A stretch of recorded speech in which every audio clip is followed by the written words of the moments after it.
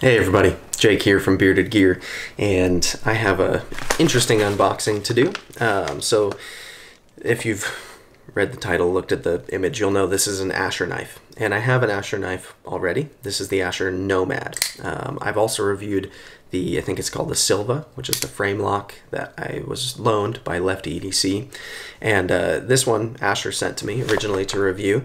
And I think overall that review went pretty well. But I had a couple of, I don't want to say gripes, but like things that I thought could be improved on the knife when I made that review, and you can go back and watch it if you want to. But one of them was that the thickness behind the edge, like the blade grind, how thick it is, just felt kind of unnecessarily thick to me, and it seemed like it just could be ground thinner, and I don't think that would be like a cost issue per se, or at least a big one. I think that was a step that was worth taking, because I think this knife would just be so much better since it's already got a relatively thin stock if it was a little thinner behind the edge.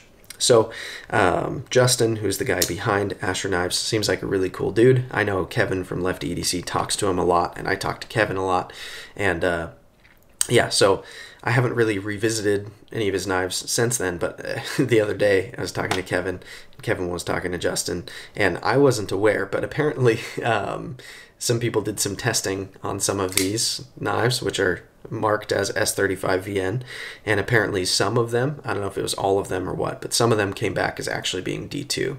And from what I gather and from what I've seen, I don't believe any of that was Justin from Asher Knives' fault. I think the person that he was trusting to do his manufacturing was mismarking steel, which is really, really messed up. So from what I've heard, he's switched manufacturing to somebody totally different who he now has more confidence in and is more communicative and seems to be doing a better job for him. He's been able to make a couple of changes, like constant quality improvement, if you will. He's launched a couple of new models as well. And then also for the people who got some of the initial ones, I feel like he was sending out replacement blades, like just if you contacted him or something, if he knew that you were one of the people who got one that was affected, then he was sending out S35VN blades that were actual S35VN, which is cool. I mean, what else can you really expect the guy to do in that situation? I guess that's just a bummer. So this one is what I've had before. Justin messaged me, I think he and Kev were talking, and Justin asked if he could send me a new one that is ground thinner, just so I could check it out. He said, don't even worry about making a video about it if you don't want to, or anything like that. But I figured I'll at least show the unboxing. I may just confirm that it is thinner or something, to do that as kind of an update, if you will, to the model. And I think that's a good thing, because everything else that I've said about the model should still be true unless I notice something else is real different about it. But the fact that now it's more provably actually S35VN and that it'll be ground thinner, I think will be a good thing. So we're going to go ahead and bust into here. Did I cut through that? We're going to bust into here and see what we're working with on the new one. So again, the box looks the same to me.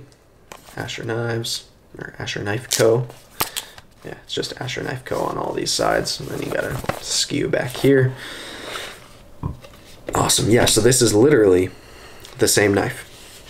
It's going to be gray G10 again, Axis style lock again. Looks like it's the same thing, but apparently the grind is going to be different on it, which is cool. Let's see. Yeah, I mean, it looks identical to me.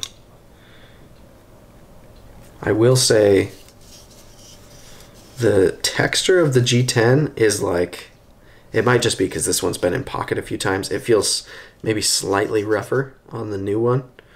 Thumb studs look a little bit different.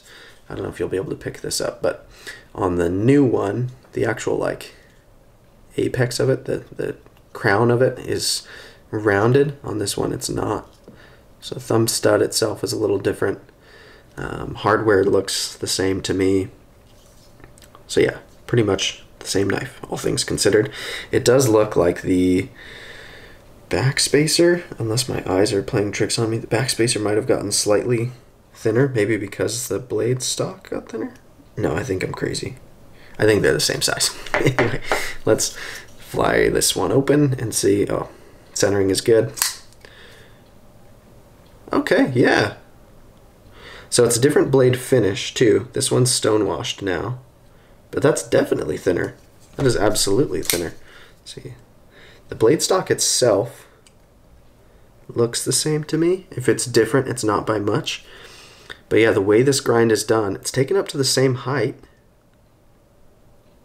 The swedge looks the same-ish to me. It might be slightly smaller on the new one. But yeah, this one has kind of a stone wash finish on it. You can see that. Whereas this one was more of a satin, kind of a polished satin even.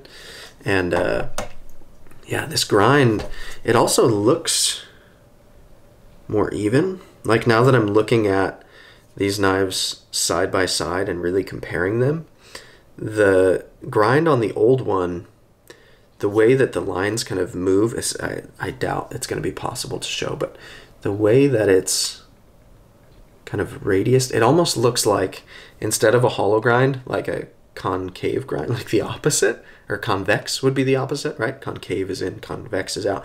It almost looks like it's like the way that they ground it, it got a little bit of like a bulge in the grind, whereas this one looks perfectly just like flat. Like just a nicer flat grind in general. That is cool. Yeah, so this feels thinner behind the edge to me. It's really sharp. Oh, yeah, hold on. Yeah, so literally like pressing to dig in and cut. One of my gripes with it was the way it's ground. It just didn't feel like a very good slicer. This just bites into the material a lot better. That is nice. Okay, yeah, so this feels genuinely like a real improvement. They're both stamped as 35VN. I don't know if this one actually was or wasn't, but apparently now it's an actual sure thing that this one is really going to be S35VN. The internals look the same. All the hardware, everything looks and feels the same. Action feels a little bit... no, it feels better. So these actually run on bearings too, which I think is nice. I've also, a lot of people, I think rightfully, have made comments that these look too much like a bug out. And I think if you look at this model by itself, yeah, definitely. This looks probably a little too much like a bug out. It's not a clone.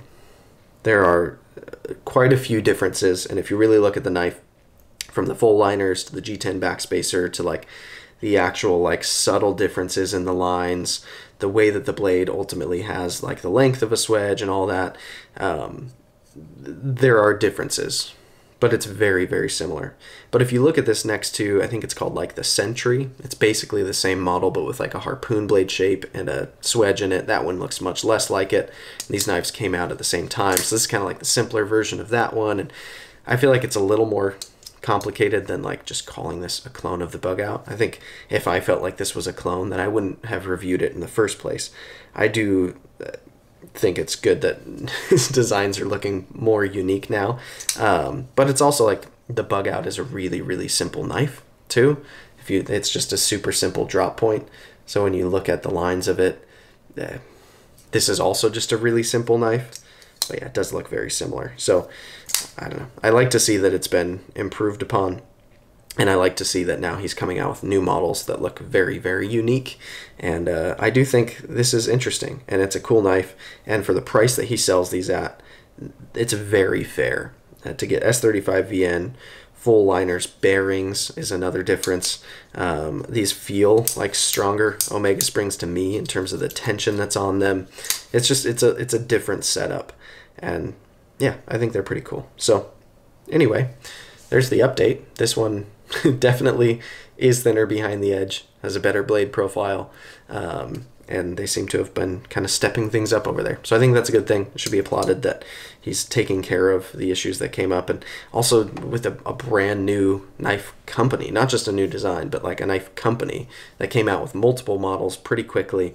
The fact that there was an issue isn't that unbelievable because things happen, but the fact that like a one-man operation was able to kind of like handle it and get people replacement parts and fix the issue, and then also to like pivot and now make the knives a little bit better because of that lesson that was learned. I think that's a really good thing. I think it's cool that he's kind of operating in that way. So there you go. That's the Asher Nomad. It's out of the box. And those are kind of my impressions of the improvements. I may feature this in another video somewhere down the line, but I thought it was worth kind of showing that it is improved, because I think that was the main thing in my full review, if I can remember clearly. I'm pretty sure that was the biggest gripe I had with the knife, was just the way the blade was ground. Didn't feel that effective to me, and this is a way better cutter. So very cool. Anyways, thanks guys. I'll see you on the next one.